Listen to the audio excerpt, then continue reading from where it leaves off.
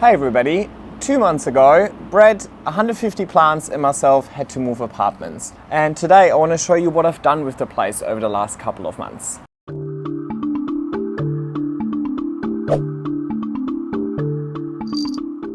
As much as I enjoy having an outdoor space, we're going into autumn, so it's not really the right time to focus all of my energy on the outdoor space. So, over the last 2 months, I've also done quite a lot of work indoors. I've done a houseplant tour when I just moved in and I really just kind of popped everything where it fit in the moment. But over the last 2 months, I learned a lot about my space and I tried a few different arrangements and I'm quite happy with the way it's turned out. So, I thought it's time to give you an update.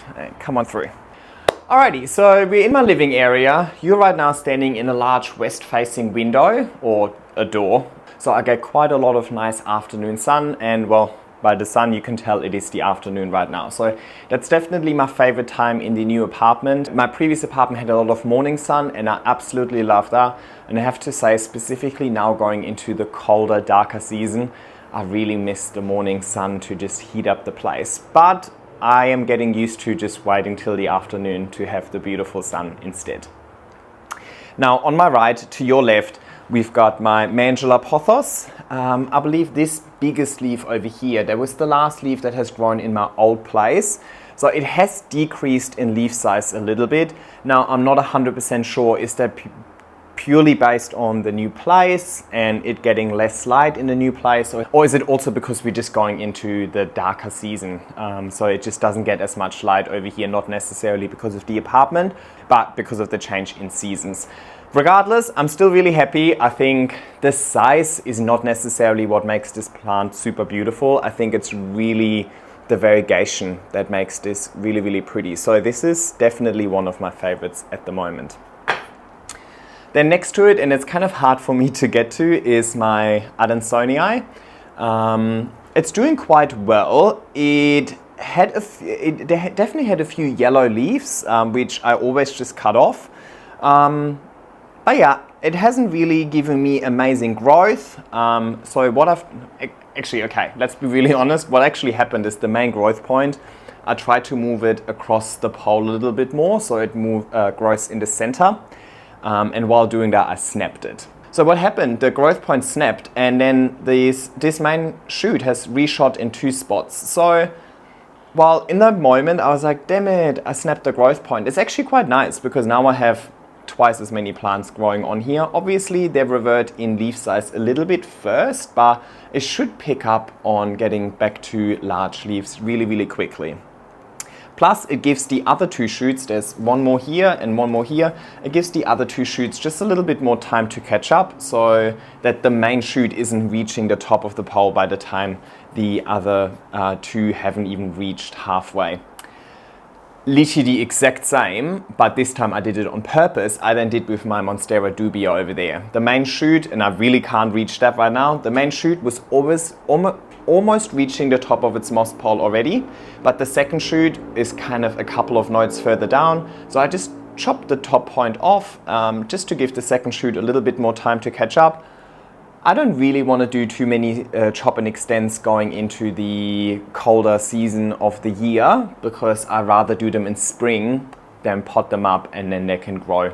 Right, if I do chop and extends now, the new growth is definitely gonna suffer just purely based on not having the greatest light conditions available. Alrighty, and then down here we have one of my favorites.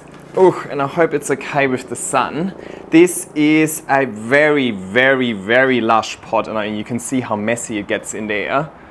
It's a very lush pot of crystallinum hybrids that I have made myself, and I'm really loving this nice lush display, but it is probably due for a repot, but probably something I'll try and wait till spring for. And then right next to it, we've got my Oxalis. Honestly, I'm still waiting for the moment where my Oxalis is actually going dormant. It has not gone dormant in 3 years now, and it keeps growing. There's always some old leaves that I pluck out. Honestly, on a daily basis, I find old leaves and pluck them out, but they're just growing. You can see that if you go in here. You can see there's so many small leaves coming. as long as there's new leaves growing faster than I pluck the old leaves out, it's getting lusher.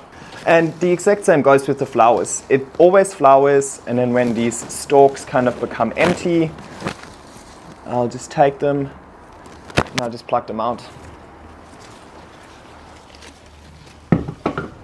Alright, and then last one on this little display is my Thai constellation. It's doing really well and it's pushing out this beautiful new leaf, and look, there's gonna be a very large sectoral chunk of variegation. Really excited for that. And also very interesting, it probably needs a repot. Again, something I'll probably try and push out till spring, but it's rooting like crazy, and it's looking for more space. So definitely due for a repot, but ideally I'd wait a couple more months. All right, then maybe just if we pan in behind it, it's quite dark over here, just purely based on the poles in front of it taking up all of the lights. But I've got two Scindapsus over here. They're more tolerant to low light conditions, but what I do on a beautiful day like today, I'll just take them and I pop them on the balcony. Like balcony, this is not a balcony, I don't know what you call this, like the deck. So they get a little bit of sun. It's winter at the moment, I really don't have to worry about the sun being too harsh. It's not going to be strong enough to burn these leaves. So, you know, if it's a nice day like today, I just take a couple of plants, like this Syngonium over here as well, and I'll just pop them outside, because light is the biggest issue I'm facing in my apartment. I just don't have as much light available as I did in my old place, but I still want to make sure that every corner of the apartment has plants in it. Obviously, that's what I do, right? Go back inside. All right.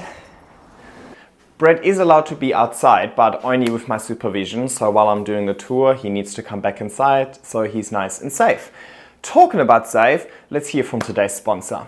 Today's video is sponsored by Surfshark. Surfshark is a VPN, a virtual private network, that keeps you safe and private by covering up whatever you do online. Basically, Surfshark takes information like what you're doing online and where you're doing it from and encrypts it. This helps you stay safe from anyone who wants to spy on your information. If you're logging into public Wi-Fi networks like at a cafe or on a train, it's really easy for hackers to get hold of your information. However, if you browse through a virtual private network, a VPN, then the VPN ensures that all of your information is encrypted. So Surfshark protects your data and keeps you safe from cyber criminals. And as an added bonus of a VPN, you can virtually travel the world. What does that mean? Well, you can change your IP address to an IP address in, let's say, Germany, for example. So my mom might call me and say, hey, have you seen this TV show? And I was like, well, I haven't, because it's not available for us to watch in Australia. But with Surfshark, I can just change my country to Germany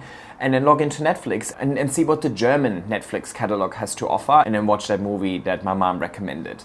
And the same applies to so many other countries. Get Surfshark VPN at surfshark.deals/SYDNEYPLANTGUY and enter promo code SYDNEYPLANTGUY for an exclusive offer and 3 extra months for free. So obviously it depends on what country you're in and what currency you're paying in, but in US dollars, it would equate to only paying $3.20 per month for being protected, as well as having access to pretty much any Netflix library in the world. Again, thank you Surfshark for keeping us safe online and sponsoring this video. And now back to the apartment tour. Again, thank you Surfshark for keeping us safe online and sponsoring this video. And now back to the apartment tour. Now let's move on to the kitchen. So let's just flip. Alrighty, that's my kitchen. It's about a meter away from where I was before. So it's honestly guys, it's a smallish apartment. But I'm really loving the open kitchen, like the open kitchen and living area. That's something I haven't had in my old place. In my old place, the kitchen was kind of just closed off. Alrighty, now the kitchen doesn't have all too much space because I do also need to do cooking over here. So you might actually wonder, how do I actually do cooking over here? Well, This is my ring of fire, and if I need to cook, I'll literally just twist it around. So this is my ring of fire, and it's grown really well. So this is the newest leaf, and I'm loving that variegation on it.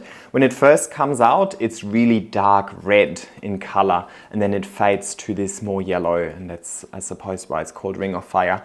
I have given my ring of fire a moss pole. It's not a really fast climber, but you can see that it has climbed a little bit, and there are some smallish roots going into the moss pole as well. So it is definitely taking advantage of the moss pole. Again, and I probably say that in every single video, I rather see the moss pole as an extension of the pot. So I'm not giving it a moss pole because it needs to climb. I'm giving it a moss pole to give it more space for roots, but I'm utilizing the vertical space instead. And then behind it, I just have a few propagations. This was the top cutting of that dubia that I cut, and it also fell. So when I put it outside the other day, my dubia fell and the newest leaf got a little damage. So I figured, if not cutting it now, when would I? So I'm getting rid of an ugly leaf, and I'm kind of, hopefully it's going to reshoot in 2 spots as well, and it gives the second shoot a little bit more time to catch up. So I thought it was a good idea, but we'll see. That cutting in itself might actually die, the top cuttings in my opinion, because they haven't really had much time to root into the pole before I cut it, are usually not the biggest success.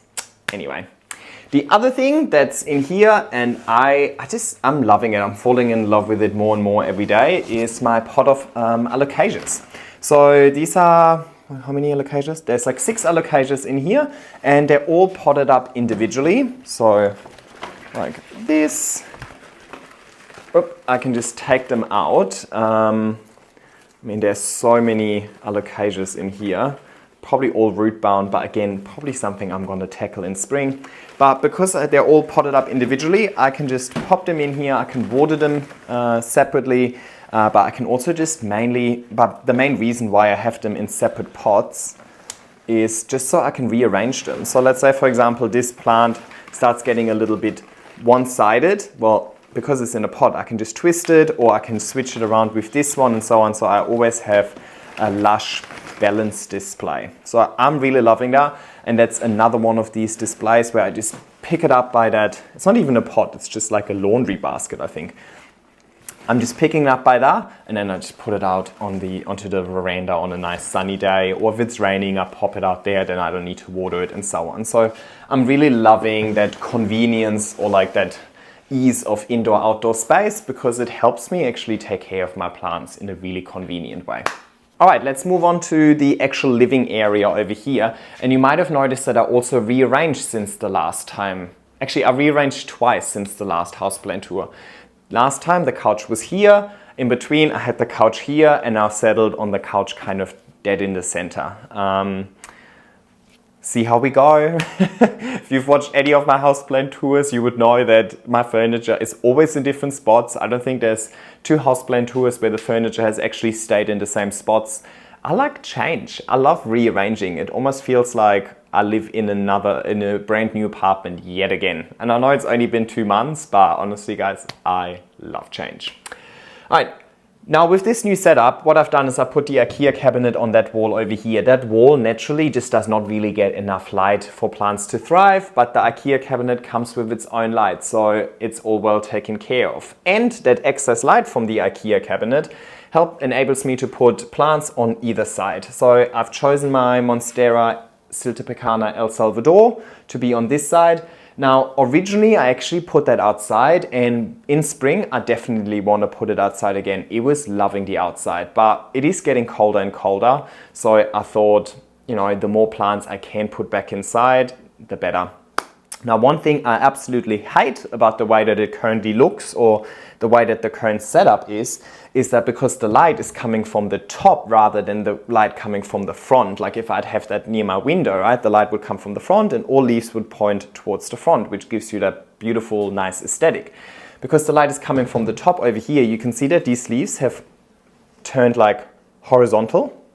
Wouldn't that just look so much nicer like this instead of like this? You can't even really see it. So that's been suboptimal, but look, that's okay. As soon as I pop it somewhere else, the leaves will change again. But I'm happy with the progress. It's consistently giving me nice leaves, consistently giving me really nice fenestrations, but at the same time, it's still holding on to some of its silver as well. So I think it's a really nice display. 10 out of 10, would recommend that plant if you can get your hands on it. Anyway, on the other side of the cabinet, I've got my philodendron micans. That also was originally outside. So it had the best time in like late summer, like Marchish when I first moved in. But again, it was one of those plants that once I kind of unlocked that spot over here, I was like, well, I want to have a plant here. I don't want to have empty walls.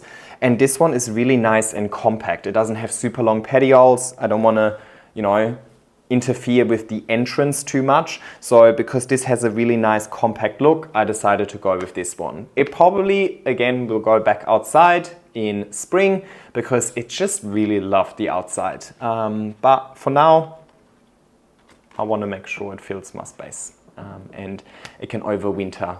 It can survive the winter in here easily. All right, with the IKEA cabinet itself, one of the ones worth pointing out is my El Choco over here. I've done an in-depth video on that, and that was its latest leaf. Now, I do think it was a little too close to the light initially, so we'll see how it goes. But I still have this screen that somebody gave me at the Plant Collectors Fair, and it is actually a higher grade. So I might just put that in here. Gives everything a little bit more shade. I just need to find a good way to actually connect that. So that's definitely a project. I need to clean this cabinet. I don't ever clean the sides. So probably need to do a full cleanup, take everything out, clean everything, and then that's when I'll incorporate the new screen as well. So I'm not worried about plants over here getting too much sun because I already have a solution for it. Other things that I think are worth pointing out is my rugosum over here. It's definitely gaining some decent leaf size over here.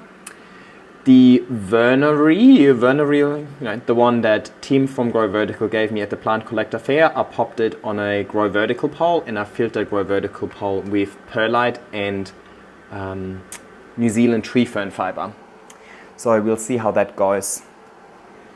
This is a new Clarinervium leaf. I'm really loving that, but this plant is super weird and I don't think it has anything to do with too little light because I've used to have it at the top as well. I tried a few different light positions, but look how long these petioles are on that plant.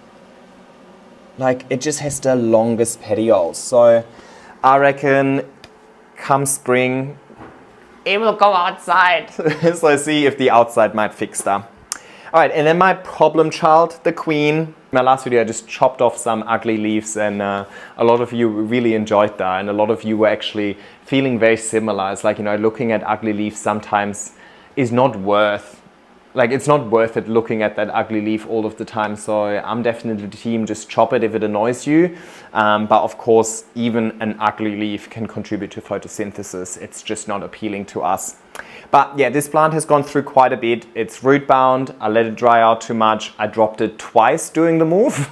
The only plant I dropped, and I dropped it twice. So this sort of damage is just from when I moved it and when I dropped it. And obviously that's never going to be repaired. But this was the first leaf that unfurled in my new place and I'm quite liking it. I think it's looking really, really nice. Has a beautiful sheen to it. I don't know if the camera can pick that up. But now that it's fully unfurled, it is definitely time for me to chop it. It needs a repot and yeah, see how we go. Alrighty, one more thing before we move on is this Adansonia. Now, with that Adansonia, it's been a bit of a journey and you've probably seen that specific video that I've done on this. This is an Adansonia that keeps giving me yellow leaves. Now, a lot of people said, give it less light and it won't go as white, it will become more green, which is definitely the case. I mean, you can look at this, this leaf over here, it has more green, but it's not like green. It's basically just white that starts fading into a little bit more green. But this plant has not grown a new leaf since I put it down there. So yeah, while the lower light conditions enable these leaves to go a little bit greener rather than white, it's not actually getting enough light to photosynthesis to actually grow. Whereas when I had it up here, it was growing a white leaf, but a new white leaf every week. So basically, looks like I can choose between having a plant that has a little more sustainable green, but isn't growing, which means eventually it's going to die. I mean, you can see these leaves over here already deteriorating. Once this one deteriorates, then that's it, right? So to me, it's still a lost battle, and it is still not the green that I want. I want the proper green, right? Not white fading into green. That is not going to be able to contribute enough to photosynthesis to make this plant actually thrive and grow, right? So it is what it is. And let me point out this one. This is a tiny little seedling, and it's a hybrid that I made with a friend of mine. It was my queen pollen on a magnificum mother plant. So let's see what this looks like. All right, enough cabinet. Let's move to the other side. Alrighty, my baby. Hello, my poodles. You enjoying the new place, aren't you? Honestly, I think Brett is so happy with the new place. Like, he loves having his supervised outdoor time. He loves the indoors as well. He's been a real champ doing the move. It's like the change doesn't bother him at all. All right, moving on. Okay, let's focus on the obvious. Yes, this is the front door behind me. And yes, I'm not planning on using the front door, right? Like, I don't know. I don't really know what to do with this corner. And I don't have that much space, so I decided to not utilize the front door. I used the side entrance instead. So what that did is it enabled me to... Why is this not straight?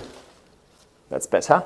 So what it did, it enabled me to make a little planty corner over here. So I've got my variegated Deliciosa also pushing out a new leaf over here.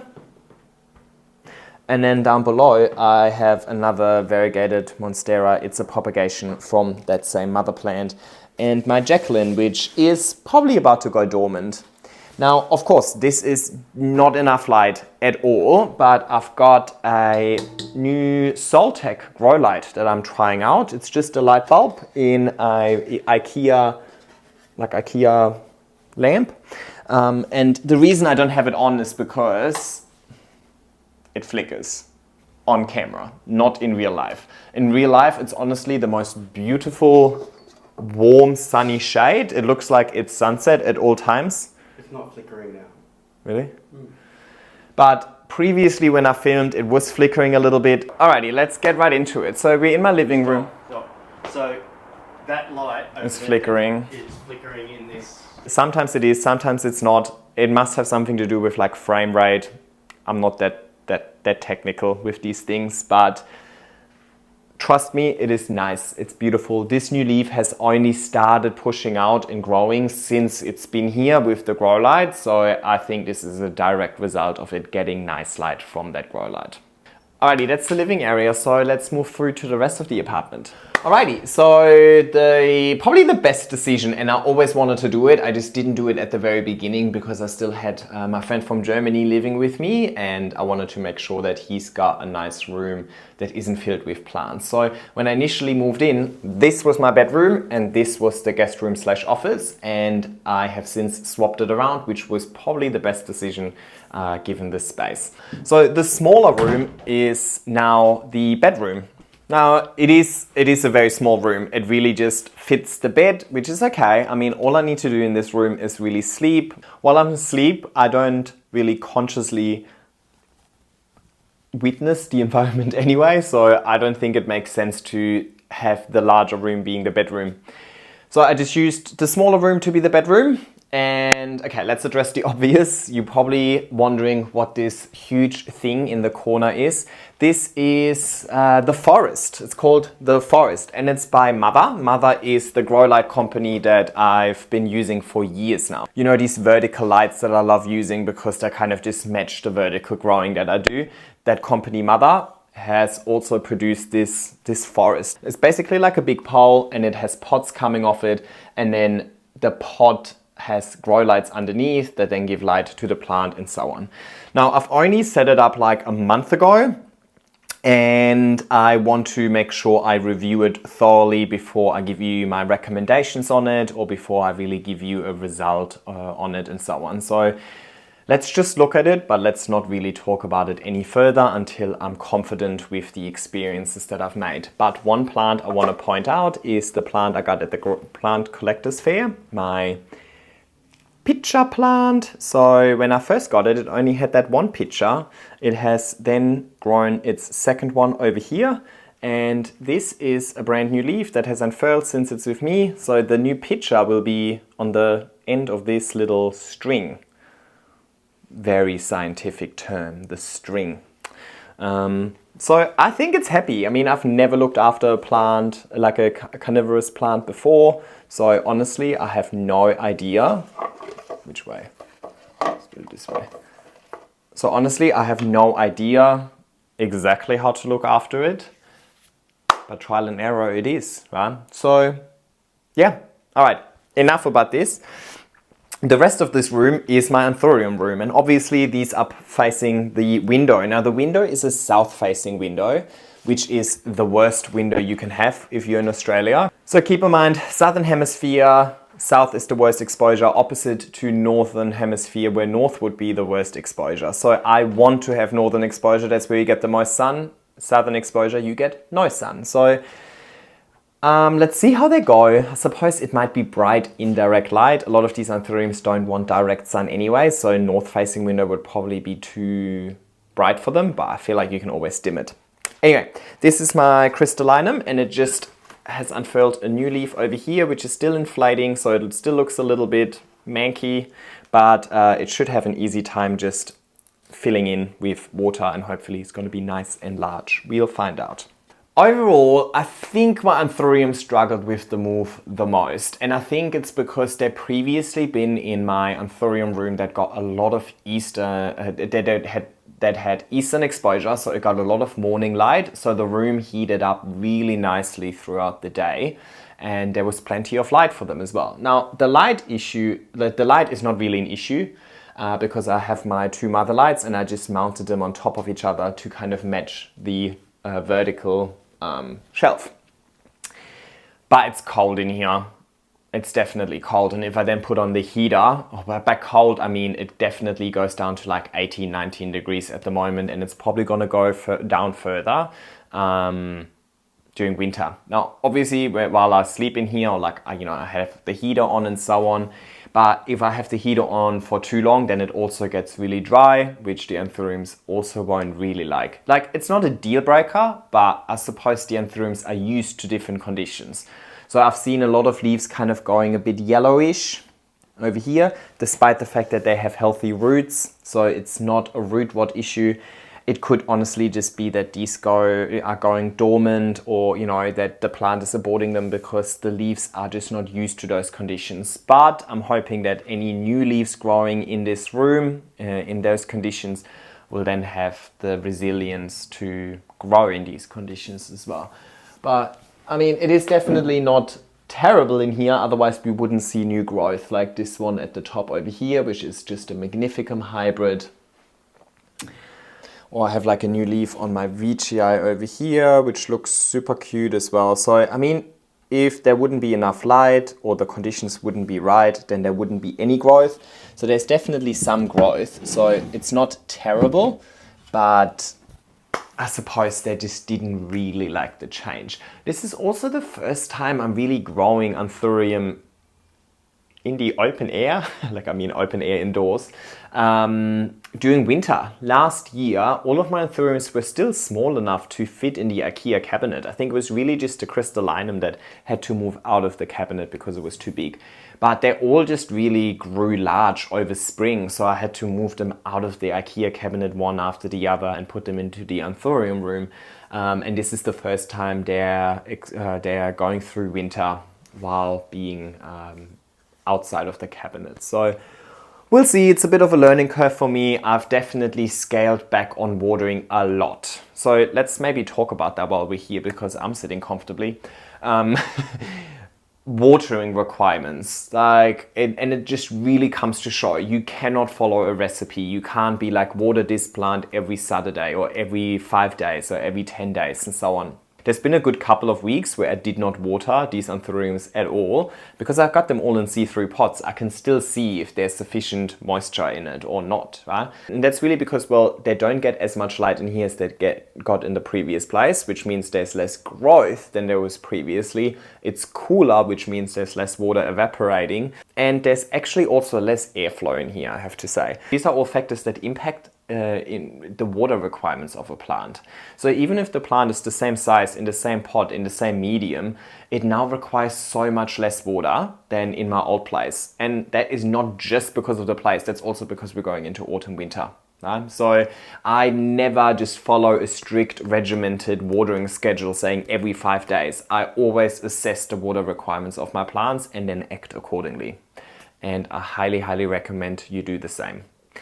Of course, if you have very consistent conditions, let's say you grow it in the IKEA cabinet and the temperature and the humidity and the light exposure and the airflow is always consistent, then your watering schedule should also be fairly consistent. But it also still depends on how big is the plant, how big is the pot, what medium are you using and so on. So still always recommend to assess the watering requirements rather than just follow like a checklist. All right, I think enough about this room. Let's move into the other room. Actually, I forgot to point one out. Over here in this corner, I've got another mixed pot of my own hybrids. So that's the exact same process that I followed with the crystallinums. Just that this one already had the repot into a bigger pot because I've had this for a little bit longer. It's just a Magnificum hybrid. By the way, that watering requirement applies to all of my plants. It's not just the plants that are potted up in pots, it's also in relation to my moss poles. There's been weeks where I haven't watered any of my moss poles because they still stayed moist, because it's just not that warm at the moment. So it's definitely the season where I have to do the least plant maintenance, but I also see the least growth. So, you know, well, suppose you can't have both, right? Alrighty, and now into the second bedroom, which used to be the bedroom and now it's my office. Well, every office needs an office space, so this is my desk. That's where I do most of my work. I do have a full-time job, so this is where I work, but also this is where I get all of my editing done. Now, right next to my desk, I have a west-facing window over here, so same exposure as the big windows in the living area. And you can see I'm getting the nice afternoon sun coming through. Now, one of the things that I hate about this setup is that obviously I want the plants to face the light, so they're not facing me, right? But it is what it is. So all of these look kind of unappealing from the back, so let's turn them around one after the other. This one is Syngonium Styamachii. I actually just took that inside. It was growing outside the whole time, but I was like, actually, I like this one. I want to see this one. I want to give this the best chances of maturing. It will have the best time in spring outdoors for sure, but just for winter, I figured let's keep it in here maybe. Alrighty, we've got my Chironii. It's honestly doing so little. I don't know why and what, but that's okay. I just need to practice patience. It has definitely rooted into the pot and the pole, so I feel like it might just be a matter of time and eventually it will just start exploding. But I think the foundation has been laid. So this was the newest leaf over here. In case you're wondering if some of your plants have like these darker spots, if I turn it around, you can see that these are extra floral nectaries. So it's kind of like a sugar that the plant gives out. It's not a bad thing. Sometimes it makes the leaf sticky on the back as well. To be honest, I'm not 100% sure why the plant is doing it. I think there's two theories. One is that they attract beneficial insects with the sugars, and the other thing is that they deter bad insects, I think. Or they attract insects that eat the pests or something like that. It's definitely some natural mechanism that the plant has, right? Like nature is smart. Like nature doesn't need somebody to do pest treatment outside. It's just an indoor thing. All right, and then next to it, we've got my Esmeraldins. I think that's how you pronounce it. It's a really beautiful plant as well. I've got two shoots on here. There's a second one down here. and it has also attached to its pole. So I'm expecting great things from it, but probably not right now. It is still the cooler season, right? So I just wanted to survive during winter, and then hopefully in spring, the foundation has been set. In spring, it can grow like there's no tomorrow. Next to it, I've got my Tenyu. Same, honestly, this plant has had such a slow start, but it has now rooted into the pot, it has rooted into the pole. The foundation has been set for this to really flourish next spring, so fingers crossed. All right next to it, I've got an extended pole of my Burle-Marx Fantasy. I'm not going to take that now because it's kind of like wedged in there, but I'm talking about that in a video that's coming up shortly anyway. Alrighty, and then next to it, we've got my Philodendron Soderoy that's having a good time in that corner over there. It is a very slow grower and a slow climber as well. It's been on that same moss pole for almost 2 years now, which also is a good sign that, well, these moss poles actually have a longer lifespan than a lot of you were assuming. I've had a lot of questions about when I exchange the moss in my moss pole, or when the moss pole becomes old and doesn't really like absorb water anymore and so on. And yes, that is technically a concern. Moss also, like, it's organic. It only has, like, it has a limited lifespan, or, you know, it deteriorates and then eventually it can't really absorb water as well anymore. But this pole has been there for 2 years and it's still working just fine. So not really a concern. And this is by far the oldest moss pole that I've got. Usually the plant would outgrow the moss pole. So like if I compare that to, for example, my Adansonii, the Adansonii has had 3 chop and extends in those 2 years, right? So that bottom pole that's 2 years old, that does not exist anymore, right? Even the pole after that does not exist anymore. So it's really a non-concern if you have a fast climber. If you have a slow climber, just make a smaller moss pole, I suppose. But yeah, 2 years and it's still going strong. So really not really a concern unless you think that your plant is gonna take longer than 2 years to climb up that moss pole. Alrighty, so we're really struggling with the light in here because, well, we're relying on natural light. There's so many windows, it's hard to not film against the light, but also, yeah. Anyway, this is my variegated banana. Loving it. Again, I think this is gonna have a really good time outside in spring. It doesn't actually need as much sun as I expected. I thought, you know, it's a banana, they grow outdoors, in nature, like I can give this a lot of light, but in my old place I had a lot of light and it didn't really like it. It actually liked the shadier conditions. So it seems to be thriving in here. Talking about shadier conditions, a plant that or like a genus that I have not really been getting into, which I have gotten my first one now, is a begonia. So begonias are known to really tolerate low light conditions, and given that I don't have the best light but still want to fill my space with a lot of plants, I thought, let's try a begonia.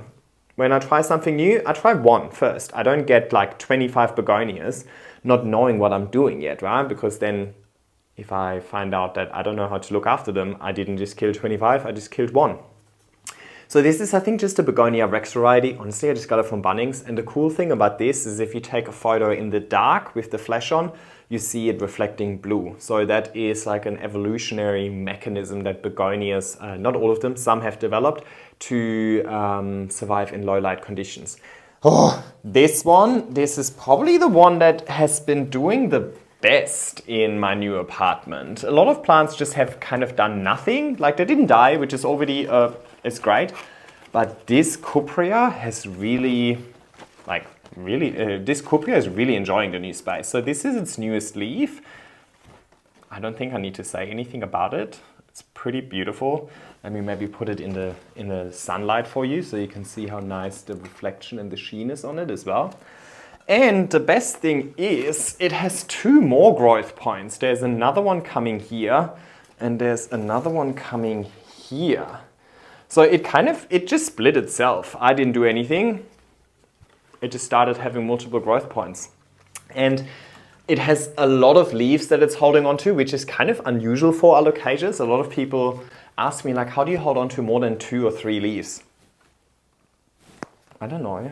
I'm not doing anything too special with it. But what I am doing to keep it nice and compact and so that the leaves aren't just flopping all over the place is I use the twine to kind of twist them together. I know it doesn't look the greatest, but you don't get to see it, right? It's just in the background so that you have a nice compact look from the front. So really, really, really loving this. The one thing I've noticed with my begonia, with my alocasias is that they really enjoy having a lot of pumice in the pot. I mean, and with this cuprea, given the size of the plant, you would expect there to be a huge root system. But I mean, yes, there's a lot of roots in this pot. I don't know if you can see that with the glare, but it's honestly like not as root bound as you might expect given the size of the plant. This can definitely grow in there for another half a year or so, I reckon. I'm not worried about having to repot this. And that's probably, maybe that is the secret, that I just don't have, I give it quite small pots. I give all of my plants quite small pots. But that I don't repot it too frequently. I think I repotted this in its whole life. It's 3 years old. I think I repotted it twice in its whole life. So yeah, don't overcomplicate it with the pot sizes and whatever. All right, down here we've got the only crawler that I have not put in my garden because this one is my favorite and I like to take special care of it. It's my Philodendron Plowmanii. Let's again kind of put that in the sun. All right, here, like look at this beautiful sheen. It is definitely losing its silver as it's maturing a little bit. It had more silver when it was younger. And this one is flowering as well.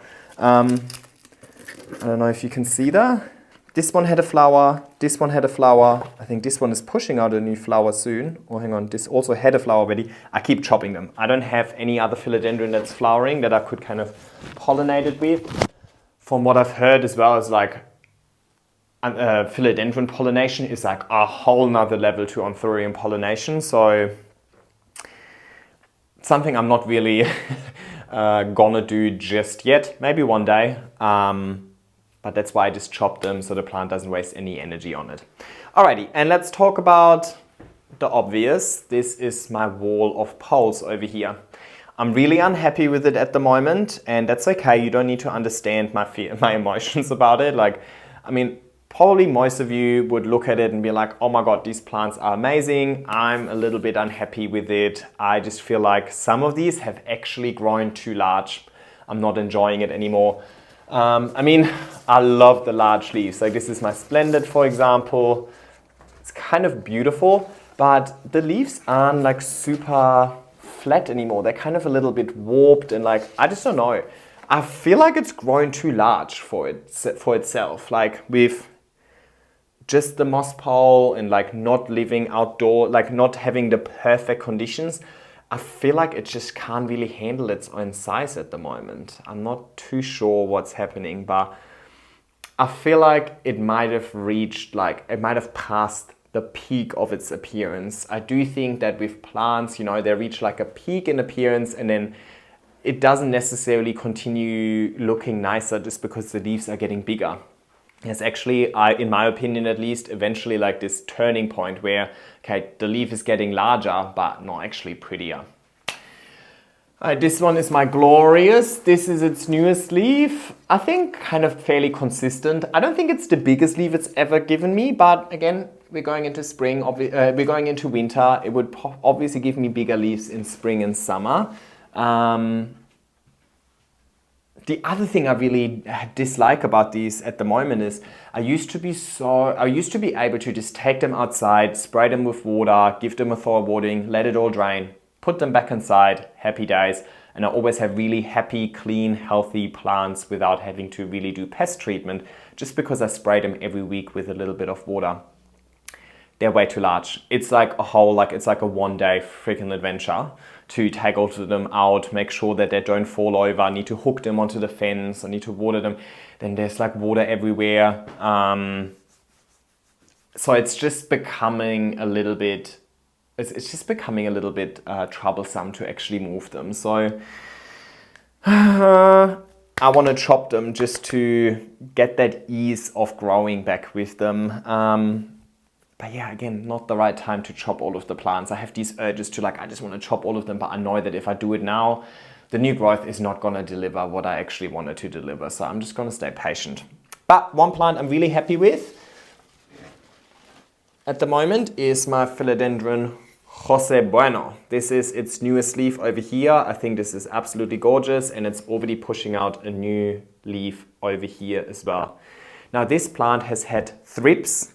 So you can see this leaf, for example, was very deformed. Thrips were just kind of all over it as it was unfurling. And the other sign you can tell that it had thrips is, can you see this little brown discoloration on the back of it? That is often a sign of thrips damage as well. Now where you actually see, honestly, when this leaf was unfurling, there was another one that I cut, I think. But yeah, when this leaf was unfurling, for example, and I can see the thrips, I can see them running around. So that is not going to be fixed by just giving it a spray of water. The spray of water is really just to prevent pests from really settling in the first place. So if I have something like that, I use Confidor spray by Bayer. And honestly, one or sometimes two applications seem to just completely eliminate the issue.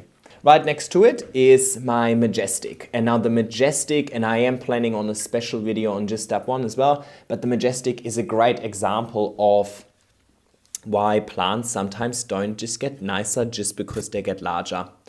So this plant was quite mature, but it lost all of its silver, it kind of lost the sheen, it kind of lost its nice shape as well.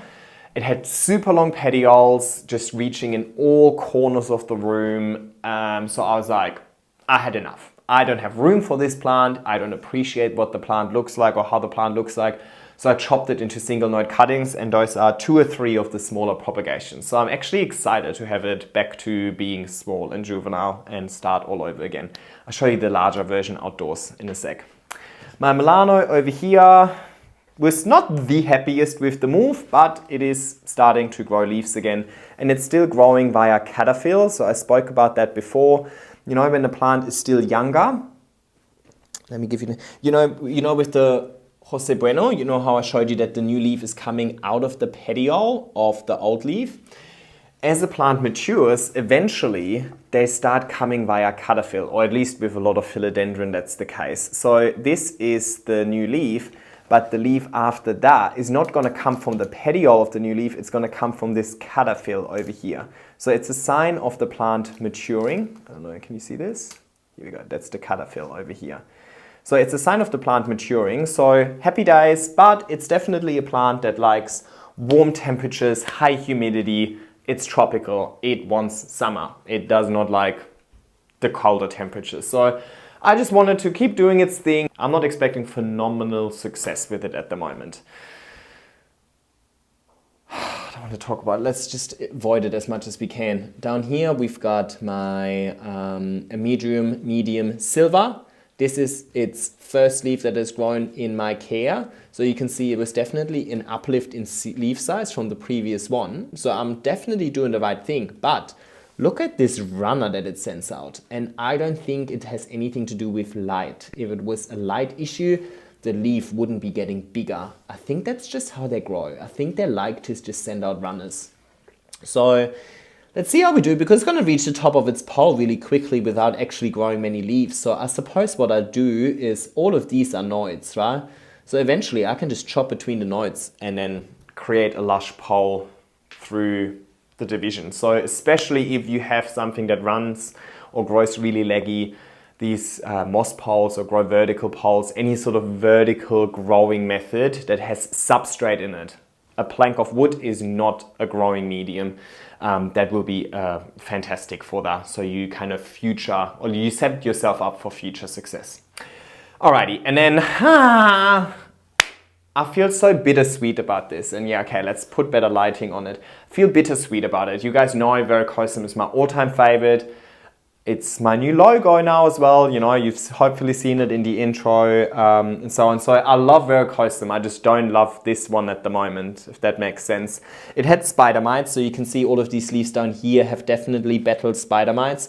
Also, Verrucosum leaves have a very limited time span, or like a shorter time span where they actually look nice. They deteriorate really quickly. They really only look nice for the first 2, 3, 4 months, in my opinion.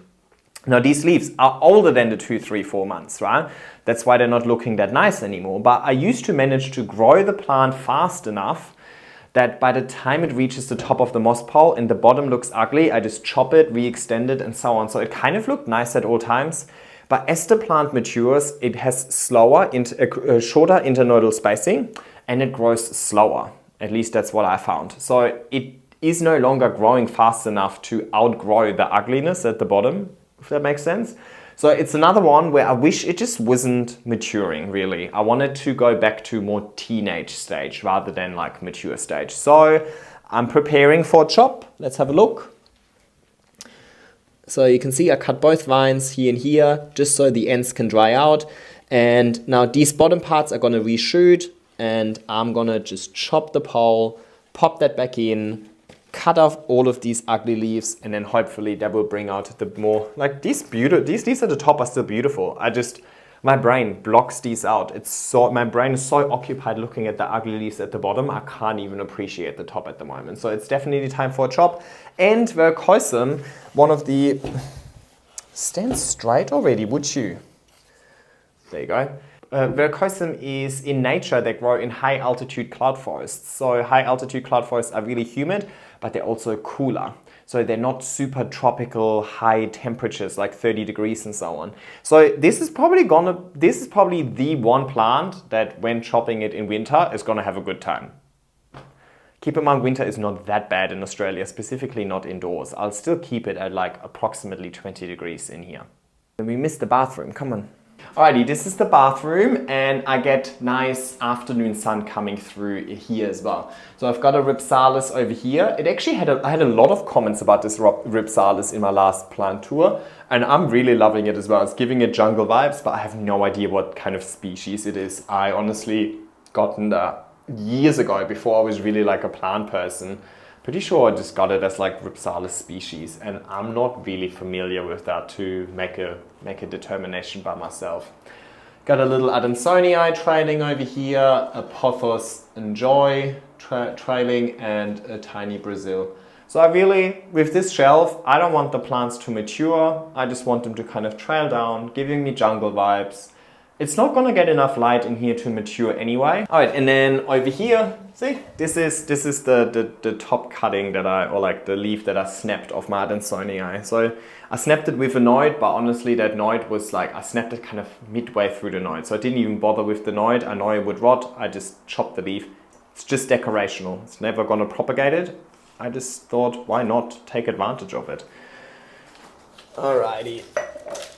So yeah, not too much happening in the bathroom, but I like to keep my window open at all times, even in winter. So it is quite cool in here, much cooler than the rest of the apartment. So I kind of moved a bunch of plants out of here into other areas because I figured they're not gonna have the best time in here.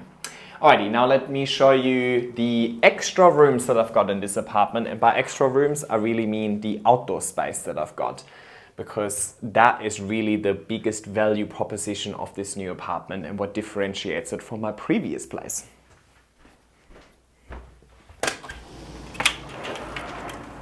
So I've got these two beautiful sliding doors. So this is my second courtyard, not the one with the garden where I showed you. So I haven't really showed you this courtyard all too much.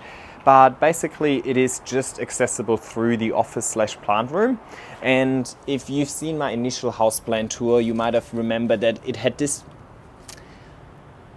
not so nice looking grey just slab of concrete. So I put these IKEA wooden tiles on here. I like it. And it's just temporary, right? I can always just take them off again. Because I'm renting, I can't have too many permanent structures in here. Well, there might be a more semi-permanent structure coming into this courtyard really shortly, but I won't spoil it for you just yet. Anyway, all right, to my right over here, we've got my Epipremnum pinnatum variegata. Epipremnum pinnatum is actually native to some of the northern parts of Australia. So I thought if any of the plants survive outside, then it's probably going to be the Epipremnums. That's why my Cebu Blue is outside in the other courtyard as well. And it has grown new leaves since. And I also decided to make this moss pole much taller than my normal moss pole. So I'm 180 tall, so this is probably like what, 220 or something like that. Because I have less of a space issue with this and I don't have to fit it through the doorway because it's already out here. So that's good. The only thing I changed is I now have to use a bigger Fiji water bottle to water it. Alright, and then underneath here I've got some variegated Monstera cuttings. They've kind of reverted more to green, so I'll leave it to the to fight its own battle out here. Now over here, this is the top cutting of my Majestic, and that's what I mean. Like, look how long these petioles have gotten. The leaves don't have any silver and aren't really the prettiest anymore. So, I mean, I kept the top cutting intact and just so I can put it out here. But I'm really excited for these smaller propagations to start growing again, because Majestic, when it was still a bit smaller, it was actually at a time like my favorite plant. I just think it's really hard to beat that really shiny front with the silver splotches and then the nice verrucosum heritage coming through with the red backs. Like, at times that was my favorite plant, and then as it matured I really fell out of love with it. So that plant really, like, when that happened, I think something in my brain just kind of changed, and I was like, you know, obviously I started this hobby with wanting to grow really large leaves, and my goal was always like growing as large as I can. But after 3 years, I feel like I have discovered how large I can grow them within the limitations of my indoor space. And it's probably not the most desirable outcome. Yes, some leaves, like the Glorious, for example, it doesn't actually change. It just gets larger and larger and larger. So that's beautiful. The larger, the better. Well, with some of these plants, growing them just to maturity might not actually be the most desirable outcome. And you guys know, ultimately, I do it all for aesthetic reasons, but I wanted to make these learnings myself first. I wanted to experiment it. I wanted to prove to myself that I can grow them. And now that I have grown a lot of them to maturity, I'm actually taking a step back and be like, well, is that really what I'm aiming for though? And I'm finding out more and more that the answer to that question is kind of no. Like, I start enjoying more trailing plants. I start enjoying plants being a little bit more juvenile again, easier to carry, just that ease of maintenance and so on. So yeah, you know, obviously it's a hobby that I wanted to stay interesting. So my preferences evolve, my care approach evolves, the plants that I want to keep evolve, and so on. Like, for example, I'm going back to a lot of basics. Like, I bought a Pothos Enjoy the other day. So a lot of times it's a plant that people start off with. But I'm like, I don't care. I just purely judge them based on the look now and ease of growing, and like, why not? So ultimately, I need to make sure this stays fun for me, and at the moment, I'm having a lot of fun. So yay! All right, behind me. Let's ignore this because I'm going to do a separate video on it soon. But just over here, I've got my Ataba poense, and I chopped that in a video the other day. It's still growing, attaching to the pole. It's semi-happy. Of course, it's not the best conditions for it at the moment again, but I'm really just keen to see, can it survive out here? And if it does, then happy days. I don't know. I just don't have room for it inside, right? It's not like, oh, I hate this plant, I want to see it die. It's just like, I don't have an option. If I would have another room indoors with perfect light and great conditions, they would all come back inside for sure, no doubt in my mind. But that is just not really an option that I have. Alrighty, and then the other side of the courtyard is my wall of poles. I think I showed you this before, haven't I? But I don't think I've showed it to you in detail. So basically, I just got these hooks that I got from Bunnings. I hooked them onto the fence, and then I have mainly grow verticals out here, because out here with the airflow, so just harsh winds and harsher conditions, usually less humidity as well, these poles dry out quicker. So having that plastic backing really helps me keeping the maintenance to a minimum, or like at least less maintenance than if they were just open moss poles. I started using tree fern fiber in a few moss poles as well, so I'm curious to see how this goes. I only potted this up like a week ago, maybe a week and a half ago, so I can't really see anything happening yet, but you know, time will tell. This is a little philodendron hybrid. Alrighty, and let's have a look at this. Like, see these leaves, how they kind of had like brownish discoloration. I believe this could be due to temperature. I don't think it would be due to sun exposure because it doesn't get direct sun down here. But I don't think it necessarily is an indicator that this plant can't survive out here. It just means that these leaves weren't used to it. The first leaf that has grown out here seems to be super healthy and has actually matured as well. So I don't think, just because these leaves aren't having a good time out here, I don't think it means that the whole plant doesn't have a good time. I just think that leaf in particular just hasn't grown with the resilience or like that it needs to survive out here. Got a little Atabapoense, so the same plant, like it's a propagation of the bigger plant that I've showed you just earlier. Happy days, and look how beautiful, nice and red that new growth is over here.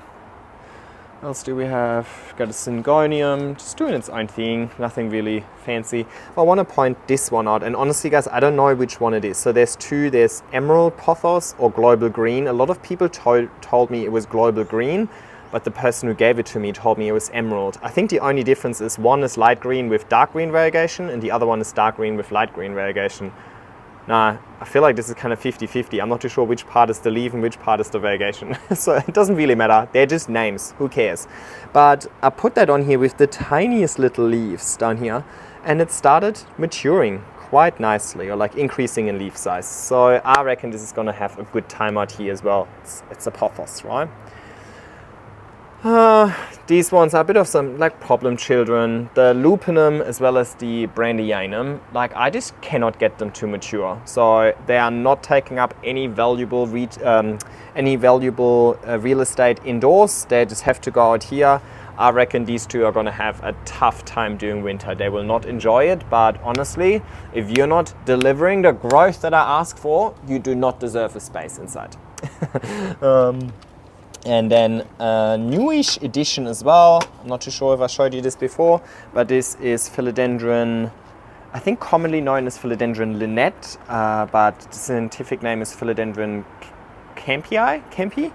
And I got that from Tim from Go Vertical at the Plant Collectors Fair. Probably better if I show you this way.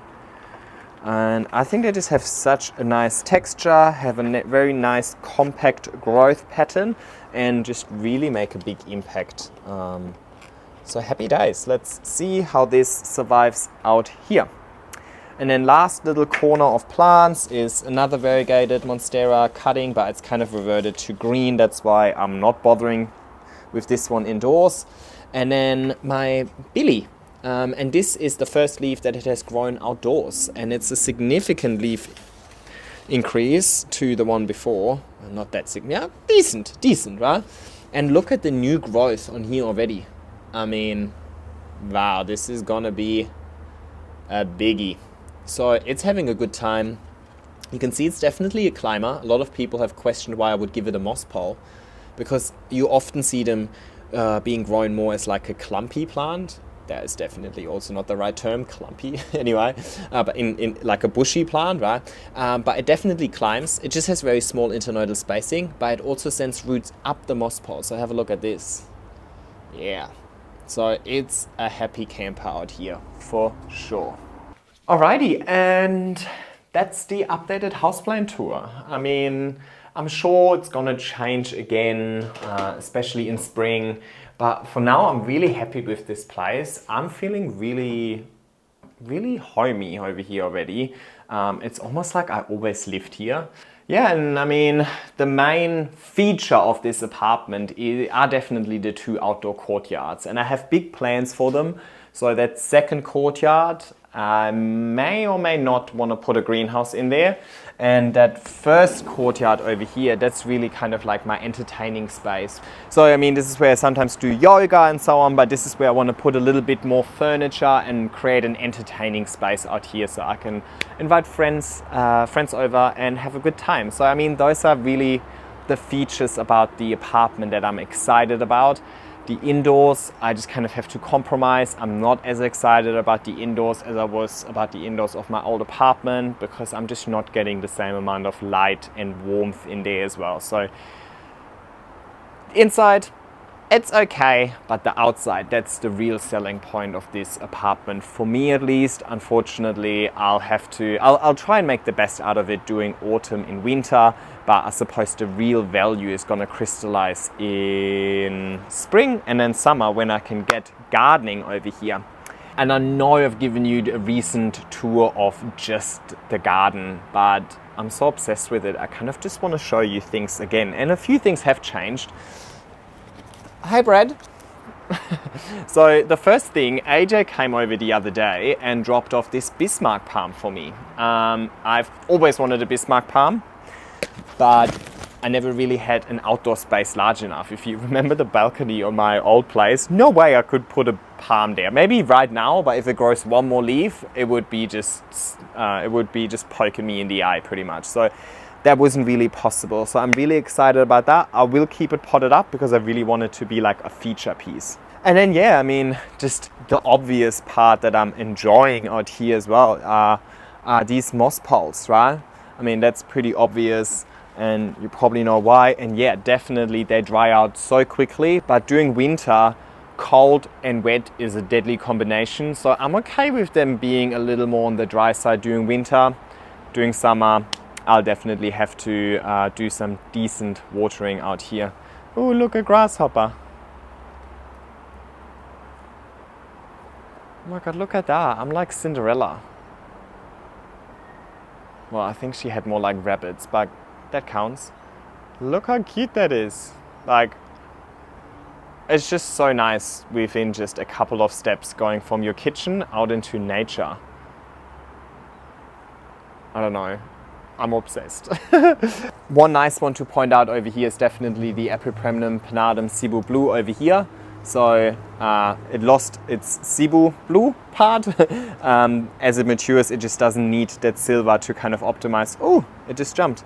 It doesn't really need that silver bluish to optimize the light anymore. But again, I reckon this is going to have a good time out here because it is native to northern parts of Australia that are obviously much warmer than Sydney, but I feel like it's going to be okay.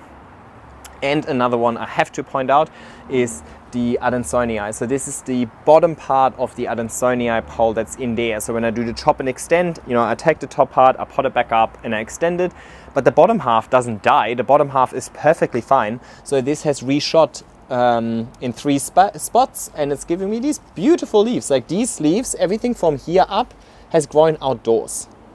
So I reckon this is actually gonna outsize the one indoors, just purely based on light exposure that it gets out here.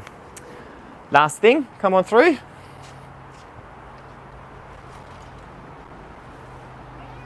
So this is my Canna Lily Cleopatra. So even though we're going into autumn and winter, they're happy, right? So all good. And honestly, if something goes dormant over winter, so be it. It will come back with a vengeance in spring. And honestly, I know I say it in every video, but I cannot wait for spring so I can get my hands dirty and really set up the garden in the way that I want it to be set up. Alrighty, that's all I've got to show you. Thank you so much for coming along. I hope you enjoyed the tour. I hope you're enjoying the space as much as I'm enjoying the space. Honestly, it feels like I've lived here forever. And now I can confidently say that me getting kicked out of my old place was a blessing in disguise. The two of us and all of our plants are having the best time over here. It's really challenging the plant parent in me. I love having new things to explore, new things to learn, changing my approach to plant care a little bit and just exploring some new challenges. And I'm really excited to share all of them with you. So thank you again for watching. Like, subscribe, leave a nice comment, and I'll see you in my next video. Bye.